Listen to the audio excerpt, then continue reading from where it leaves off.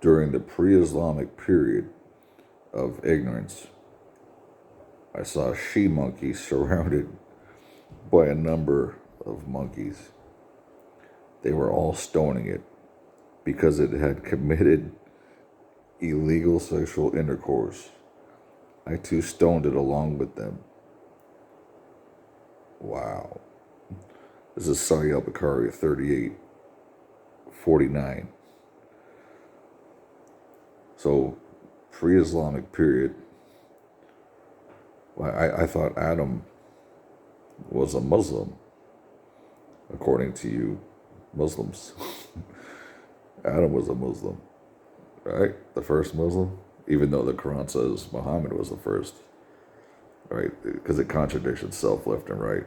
The Quran, it's ridiculous how anybody can follow this religion. It's comical. So they stoned a monkey for sexual immorality.